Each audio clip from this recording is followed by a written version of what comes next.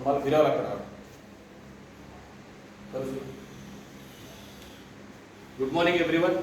I am Dr. Devendra Deshmukh and I am from the Department of Microbiology.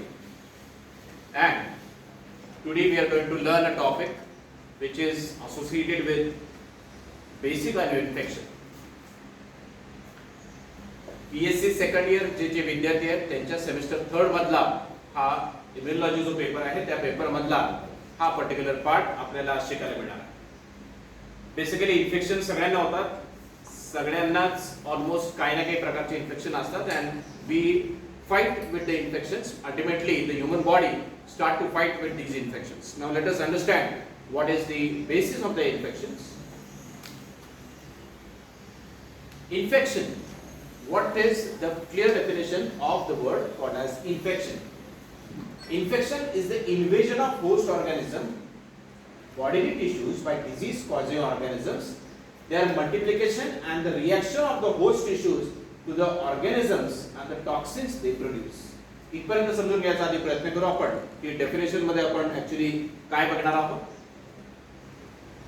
बॉडीच्या आतमध्ये येणारा micro organism आहे आणि तो कुठे डिसीज आपल्याला कॉज करतोय. It damages the tissues, is come inside the tissues and after coming inside the tissues it multiplies itself.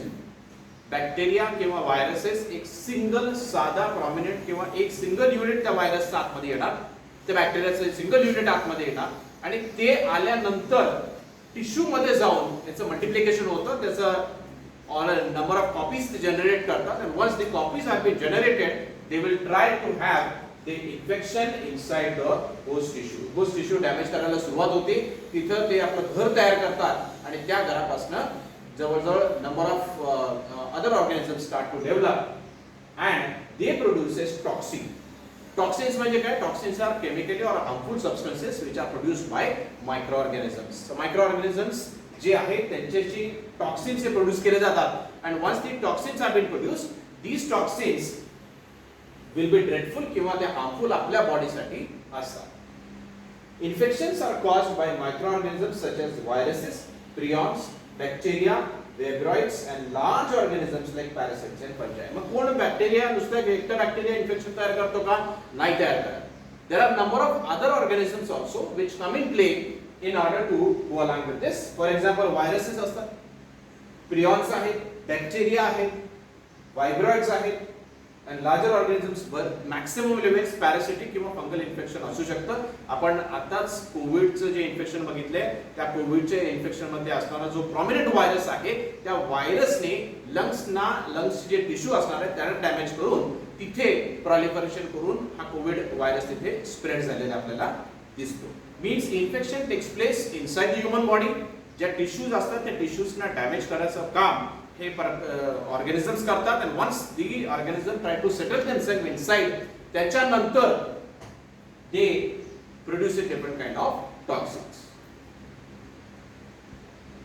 Now काही डेफिनेशन्स याच्यातलं आपल्याला शिकणं आवश्यक आहे. For example let us see what is disease, any deviation from the condition of a good health and well being. म्हणजे आज मला खूप छान वाटतंय, आज माझं बॉडीचं टेम्परेचर एकदम नॉर्मल आहे, माझं मेटाबॉलिझम खूप छान रित्या चाललेलं आहे. This is a very normal kind of thing. आणि हे नॉर्मल जी काही गोष्ट असणार आहे दिस गेट्स फ्लक्च्युएटेड. म्हणजे याच्यामध्ये काही चेंजेस जर झाले तर that changes in nothing but a kind of disease in a clear sense.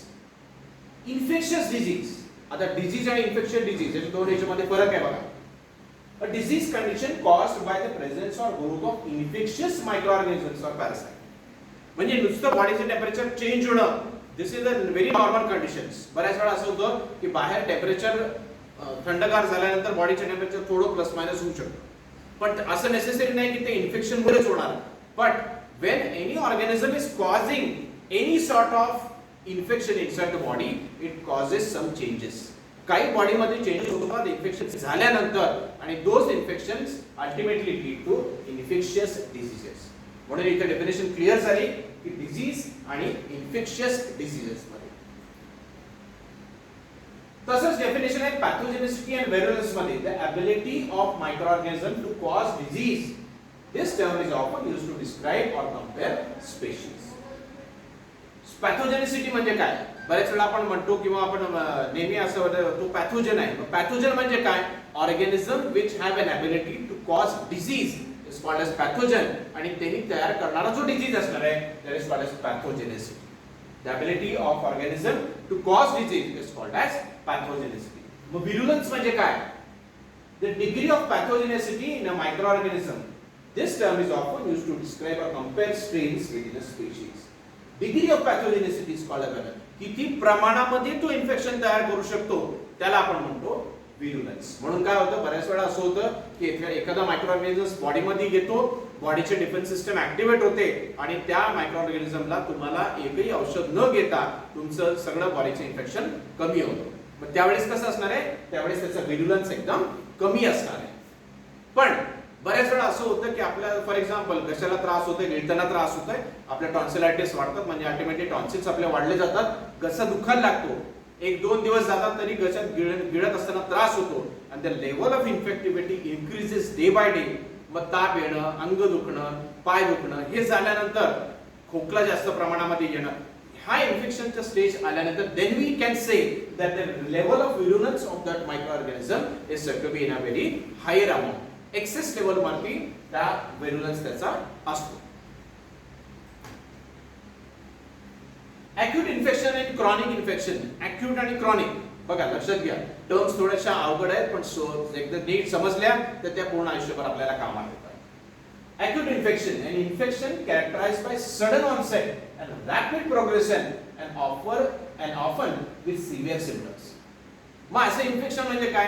For example मला आता थोडासा पाऊस वगैरे आपल्याकडे पडला, थोडीशी थंडी पण जाणवते, थोडं ऊन पण जाणवते, अशा वेळेस घशाला इन्फेक्शन होणं एकदम स्वाभाविक असतं. So once we go in that way that this infection to the throat starts to develop. या इन्फेक्शन झाल्यानंतर काय होणार आहे की सडन ऑनसेट, म्हणजे आपण जाऊन रात्री झोपतो, सकाळी म्हणजे रात्री झोपायच्या आधी थोडाफार खोकला असतो, सकाळी उठल्यानंतर त्रास असा होतो की आपल्याला गिळताना त्रास व्हायला सुरू होतो. इमिजिएटली त्याचा इफेक्ट असणार आहे इमिजिएटली. पण हा इफेक्ट कसा असतो, हा लॉंग लास्टिंग इफेक्ट नाही. सिव्हिअर सिम्पटम्स दिसतात, पेशंट एकदम डाऊन झालेला दिसतात, दुसऱ्या दिवशी सकाळी उठल्यानंतर आपण बघतो की त्याचा घसा सुजलेला आहे, आणि हा सुजलेला घसा असल्यामुळे that person even is unable to speak. So in that way the level of infection is very high and with severe symptoms. मग असे सिव्हिअर सिम्पटम्स असल्यामुळे होतं काय की that level of infection is rapid, पटकन इन्फेक्शन होतं. म्हणजे काल रात्री मला यदाकदाचित थोडासा खोकला येत असेल, पण आज सकाळी असं झालंय की माझ्या थ्रोट मध्ये I am unable to digest और I am unable to eat anything, इतका घसा माझा सुजलेला आहे. Level of infectivity is very high with severe symptoms. Chronic infections, an infection characterized by delayed onset and slow progression. मग असं होतं की आज मला खोकलायला सुरुवात झाली, उद्या असं होईल थोडाफार खोकल्याची जी लेवल आहे ती वाढायला सुरुवात होईल, परवा दिवशी थोडासा कफ डेव्हलप होईल, त्याच्यानंतर चौथ्या दिवशी पूर्ण लंग्सचं थोडंसं इन्फेक्शन डेव्हलप होईल आणि लंग्स दुखायला सुरुवात होईल. Means the level or onset of infection is slow. पण प्रॉब्लेम असा आहे की हे स्लो इन्फेक्शन आपल्याला खूप जास्त दिवस राहतं, खूप जास्त दिवस हा खोकला. आता मध्ये आपल्याकडे खोकल्याची बरीचशी साथ होती, तुम्हाला लोकांना मे बी कोणी इन्फेक्टेड जर असाल तर त्यावेळेस तुम्ही एक्सपिरियन्स केलेला असेल की येणारा खोकला एकदम असा कोरडा खोकला येत होता, आणि हा खोकला it is going to last for a long period of time. 15 दिवस पर्यंत तुम्ही अँटीबायोटिक घ्या, तुम्ही गुळण्या करा, तुम्ही वाफ घ्या, everything you have tried, but the level of infection was very slowly been developed and it has taken a long period of time for the recovery of that particular infection. Moving further. Now, causative agents affecting humans. कोणकोणचे causative agents आहेत ज्याच्यामुळे आपल्याला infection होऊ शकते? Bacteria, viruses, fungi, protozoas, helminths and prions. ही एवढे characterised आहे की ज्याच्यामध्ये बॅक्टेरिया सगळ्यात टॉप आहे. मॅक्सिमम लेवल ऑफ इन्फेक्शन जे आपल्याला होतात ते बॅक्टेरियामुळे होते. Then it comes in terms of viruses. There are all fungal infection that takes place inside the human body. जसे एक एक्झाम्पल तुम्हाला सांगतो फंगल इन्फेक्शनचं. बऱ्याच वेळा आपल्याला वाटतं की आपला कान दुखतोय, पाणी गेल्याने कान दुखतोय.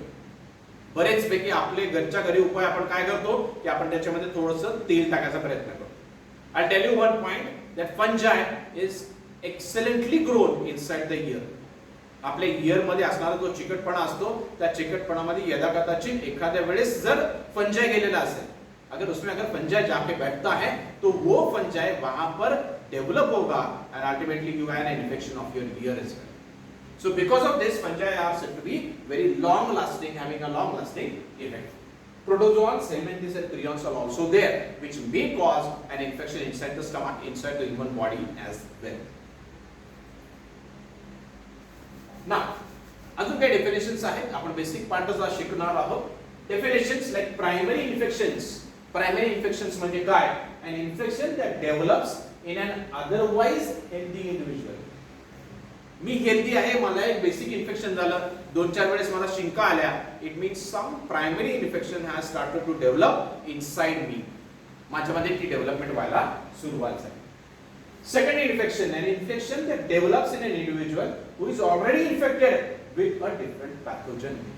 म्हणजे माझ्या बॉडीमध्ये ऑलरेडी एखादं इन्फेक्शन असणार आहे आणि त्या इन्फेक्शन बरोबर if I am getting an another infection, उसके बावजूद मेरी बॉडी में अगर और फिर से एक बार इन्फेक्शन डेवलप होता है किसी और ऑर्गेनिज्म का, then I will say secondary infection. यानी इन अ सिंपल वे, अगर प्राइमरी इन्फेक्शन में आप लोग देखे जाए तो प्राइमरी इन्फेक्शन में there will only a single organism that is developing that infection. In secondary infection already the body have an infection and another second bacteria or a virus come inside and it causes another infection, therefore it is called as secondary infection.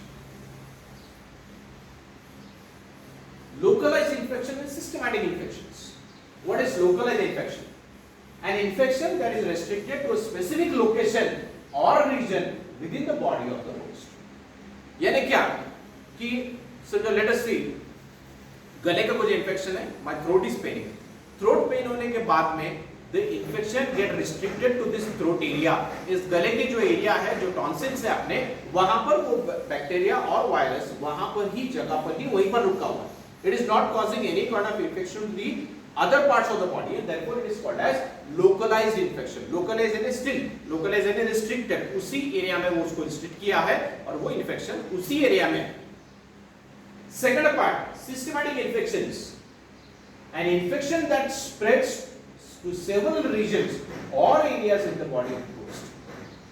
यहाँ से लेके अगर infection दूसरी body के किसी organ को अगर infect करता है, then we would say that the infection is systematic infections. यानी सिंपल सी बात है, कैंसर में भी प्रकार है, कैंसर में भी लोकलाइज्ड कैंसर रहता है और सिस्टेमिक कैंसर रहता है. So localized cancer में क्या है? For example, if a person is having a cancer in ear, let us suppose, तो localized cancer में क्या होगा? यहाँ पर एक ऐसा बल्ब जैसी गठान तैयार होगी and this will remain for a long period of time over ear, correct? जिसको हम लोग ट्यूमर बोलते हैं. वो ट्यूमर में भी ऐसा ट्यूमर है कि वो ट्यूमर यहाँ पर मेरे कंधे के ऊपर ट्यूमर है, let us suppose, और ये ट्यूमर पूरा जिंदगी भर तक, जब तक डेथ नहीं होती तब तक वो रहेगा. It will never cause a harm as well. लेकिन वो ट्यूमर अगर अपने बॉडी टिश्यूज से लेके ब्लड स्ट्रीम में आना शुरू हो जाए, then it has a margin to go from one place and localize into another place. ऐसा हो सकता है कि ये ट्यूमर अगर ब्लड के साथ में मिक्सअप हो गया तो ये ब्लड उसको कैरी करके वो ट्यूमर मेरे पेट में ले जा सकता है. And that we can say that the tumor has changes place from year to year, then we can say that the system is said to be systematic infection. यानी लोकल इन्फेक्शन यानी क्या? जो एक तरफ है. सिस्टमैटिक क्या? जो जगह जगह घूम सकता है. Therefore, we can say the definitions of localized infections and systemic infections. Clinical infections and subclinical infections. What are clinical infections? An infection with obvious, observable or detectable symptoms. देखो, जो भी इन्फेक्शन अगर हम लोगों को होता है, हम लोगों को कैसे मालूम पड़ेगा इन्फेक्शन हम लोगों को हुआ या नहीं? Because of some kind of symptoms. Symptoms यानी उसके कुछ तो भी प्रभाव पड़ते हैं. वो ऑर्गेनिज्म, बैक्टीरिया हमारे बॉडी में जाने के बाद में it will have some kind of causes that will come in play और वो हमारे सामने आता है. Therefore that kind of infection is called as clinical infections. Subclinical infections and infections with a few or no obvious symptoms. ऐसे भी infection है कि जिसके पास में बहुत थोड़े सिम्टम्स हैं. फॉर एग्जांपल, जैसे कोविड आया था या कोरोना आया था, उस वक्त एक बेसिक लेवल का इन्फेक्शन रहता था कि पेशेंट को बुखार आएगा, उसका रेस्पिरेटरी ट्रैक्ट ब्लॉक होना शुरू हो जाएगा, खांसी होना शुरू हो जाएगा. ये तो एकदम नॉर्मल है. जो नॉर्मल फ्लू हम लोगों को होता है, उस नॉर्मल फ्लू के और ये इन्फेक्शंस बहुत सिमिलर है. Therefore, those kind of infections की जिसमें symptoms बहुत कम है या similar symptoms है, या काफी बार ऐसा होता है कि वो disease आपके body में है, लेकिन there are no kind of symptoms that are being generated. Symptoms आपको मालूम ही नहीं है, उसमें उसके सामने symptoms कोई भी नहीं है. Therefore, in such a kind of thing, we can say these are called as subclinical infections. Moving to opportunistic infections. An infection caused by microorganisms that are commonly found in the host environment. This term is often used to refer the infection caused by organisms in the normal flow. यानी क्या opportunistic infections है क्या? For example, by birth अपने पेट में एक organism हमेशा रहता है, that is called as E. coli, Escherichia coli. ये E. coli organism body के अंदर में है, it is localized inside the colon or inside the stomach, and it will remain for a long period of time inside the stomach as well. लेकिन उसके बाद disinfection, और हम लोग क्या करते हैं, कुछ तो भी अब्रप्ट खा लेते हैं, कुछ ज्यादा तीखा खाएंगे या ज्यादा स्पाइसी अगर हम लोग खा लेते हैं तो हम लोगों के पेट में दर्द होना शुरू होता है. Such a kind of environment, the organism which is present, Escherichia coli, जो प्रेजेंट है बॉडी में already, gets an opportunity to cause infection. उसको एक अपॉर्चुनिटी मिल जाती है कि उस एरिया में वो इन्फेक्शन या टॉक्सिन डेवलप करे, और उसके वजह से it will start to develop such kind of infections, and therefore it has an opportunity to cause infection. Therefore it is an opportunistic infections. Epidemiology, काफी बार ये शब्द हम लोगों को आएगा. Epidemiology, what is epidemiology? The study of transmission of disease, disease transfer कैसे हुआ है, that is called as epidemiology. Communicable disease, a disease that can be transmitted from one individual to another. Communicable disease, corona कैसा था? Corona was a communicable disease.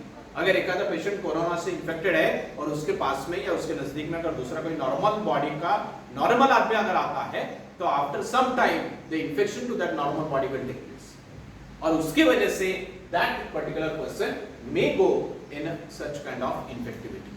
यानी एक से दूसरे को infection होना, it is called as a communicable disease. Contagious disease, communicable disease that is easily spread from one individual to another. Communicable, उसका communication के level के ऊपर उसको आता है और वो disease उसको हम लोग ट्रांसफर करते हैं, then it will be called as contagious disease. Non-communicable disease, a disease that is not transmitted from one individual to another. Non-communicable, जो वो पर्टिकुलर लोकलाइज बॉडी में ही इन्फेक्शन रहेगा, वो आप दूसरे को इन्फेक्शन नहीं दे सकते हैं. Therefore it is called as non communicable disease. Sorry, epidemic disease, a disease condition that is normally found in certain population, certain percentage of population में अगर ये डिजीज पाया जाता है तो that will be called as a epidemic disease. Epidemic disease, sorry, endemic disease. This is epidemic. A disease condition present in greater than usual percentage of a specific population. यानी corona को हम लोग क्या बोलते थे, कोरोना को क्या बोला, epidemic आ गया. क्यों एपिडेमिक आ गया? Because this epidemic will be in a very large population जो normally नहीं था. Therefore it will be called as an epidemic. ये डेफिनेशन ज्यादा बेहतर रहेगी कोरोना के लिए. पैंडेमिक डिजीज, अब epidemic affecting a large geographical area often on a global scale. अब देखो, कोरोना जब भी आया था तो it originated from China. China के बाद में इट हैज सम एशिया के कुछ कंट्रीज से, इंग्लैंड, जर्मनी, फ्रांस होने के बाद में after that it came to India. Means global level के ऊपर जब the level of infectivity is high, then you can say that this particular infection is said to be a very high level of infection, और उसको हम लोग क्या बोलते हैं? We usually say it is a pandemic disease. So corona is a pandemic disease. ये ध्यान में रखना बहुत जरूरी है. Reservoir of infection, source of an infectious agent. Reservoir यानी क्या? Reservoir है उसकी specific जगह, उस specific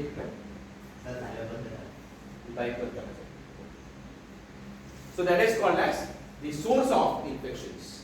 Carrier कोणाला म्हणायचं? An individual who carries an infection agent without manifesting symptoms is, yet who can transmit the agent to another individual. मग carrier म्हणजे कोण? असा व्यक्ती जो त्या इन्फेक्शन मधनं बरा झालेला आहे. but that particular body of that particular person will have an ability to donate or to spread that infection to any other. त्याला स्वतःला आता काही होत नाही त्या ऑर्गॅनिझमनी, पण तो काय करतोय, it is spreading that organism to someone else without harming himself. Therefore it is called as a carrier. For example, एखादा टायफॉइडचा जर पेशंट असेल तर त्या टायफॉइडचा पेशंट 3 महिन्यापर्यंत त्या टायफॉइडचे जे काही हे असतात अँटीजेन्स असतात that can be found inside his blood stream. याचा अर्थ की त्याला टायफॉइड आहे असं नाही, but the infectivity of typhoid may remain inside that particular human body as well. Fomites, an inanimate object capable of being an intermediate in the indirect transmission of infectious disease. म्हणजे एखादा object ज्याच्यामुळे infection transfer होऊ शकतं. For example, हा असा माझा mobile आहे आणि मोबाईल करत असताना I am just talking on this mobile. काही इन्फेक्शन जर असेल माझ्या याच्यामध्ये तर त्या इन्फेक्शननी या मोबाईलवरती सगळे डिपॉझिट होईल इन्फेक्शन माझ्या तोंडात, आणि तोच फोन मी जर दुसरा देतो, चला बाबा हे काय बरं बोला यांच्याशी, and then I get this infection. म्हणजे दुसरा जो व्यक्ती असेल तो जर बोलायला लागला आणि ते इन्फेक्शन माझं इथं असलेलं इन्फेक्शन बाय चान्स जर त्याच्या तोंडात गेलं बाय चान्स, तर ultimately this mobile will fit in the definition of fomites. एखादा ऑब्जेक्ट दॅट इज ट्रान्समिसिबल और that is helpful for transmission of the disease between 2 individuals is called as fomites. त्याला म्हणतात फोमायटिस. Animal vectors, an animal non-human that can transmit an infectious agent to humans. बऱ्याच वेळा असं होतं की आपल्या घरामध्ये पाळीव प्राणी असतात, मांजर असते, कुत्रा असतो, यांच्यापासून पण इन्फेक्शन होऊ शकतं. यांच्यापासून पण इन्फेक्शन होऊ शकतं. तुम्ही जर बारीकली ऑब्झर्व केलं असेल तर कुत्र्या किंवा मांजराची जी हेअर असते त्या हेअर मध्ये अशी बारीक लाइनिंग मध्ये there are some kind of organisms that are present, and these organisms are more than enough to spread an infection. मग याच्या वेळेस बऱ्याच वेळा असं होतं की ज्याच्या घरात मांजरी आहेत त्या पर्टिक्युलर याच्यामध्ये जर एखादा ओल्ड पर्सन असेल तर that person may suffer from asthma. का? कारण त्यांचे जे डेंडर्स असतात, danders are small fibrin like structures from the hairs of those particular animals. These denders will go inside the nasal cavity of a human being and it will block the lungs. असं होऊ शकतं. It's not necessary that everybody would infect, but there are certain allergies that can be developed because of the animals, and therefore the infections may have such kind of things called as animal vectors.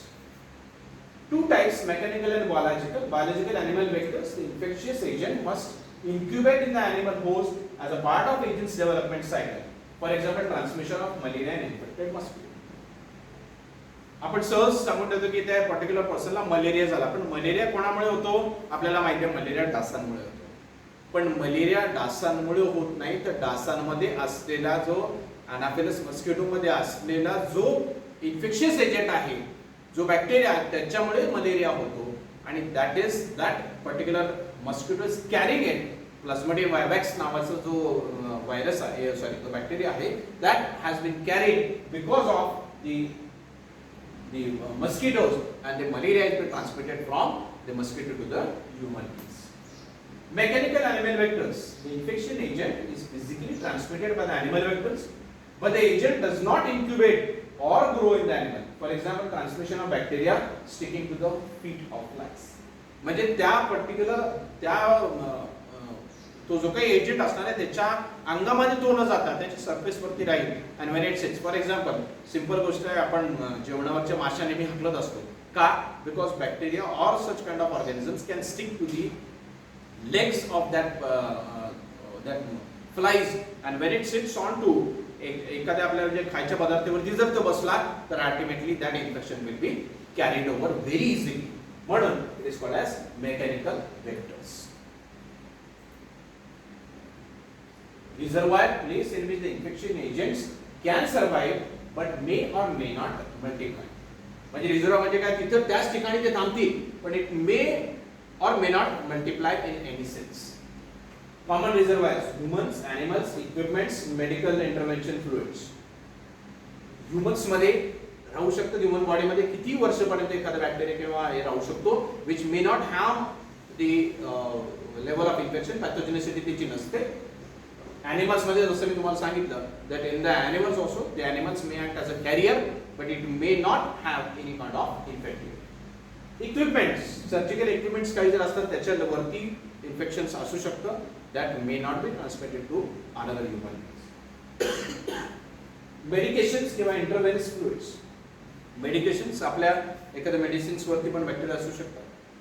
Intravenous fluids, saline वगैरे जे लागतो त्याच्यामध्ये पण असू शकतात. बऱ्याच दिवस तिथे राहू शकतात and don't act as a reservoir. म्हणजे ते लेवल, एखादी लेवल जर असली किंवा ऑपॉर्च्युनिटी असली की तेव्हा इन्फेक्शन ते प्रोड्यूस करू शकतं. ह्युमन रिझर्वायर्स काय आहे? पर्सन्स विथ ऍक्टिव्ह और सब क्लिनिकल इलनेसेस, जे ज्यांना फारसं असं इन्फेक्शन नाहीये, they can also act as carrier. Carriers during incubation, convalescent carriers, chronic carriers and intermediate carriers. वेगवेगळ्या प्रकारचे कॅरियर्स आहेत depending on their incubation period, किती वेळापर्यंत बॅक्टेरिया त्यांच्या बॉडीमध्ये राहू शकतो. So that's all from my side. आपण will stop here. These are some basic parts that we have considered in today's lecture. उद्या या पर्टिक्युलर लेक्चरचे पुढचा पार्ट जो आपल्या प्रॉमिनंटली सिलेबस मध्ये आहे ह्युमन बॉडीच्या बाबतीतला, that will try to continue. Sure. Thank you so much for your patience.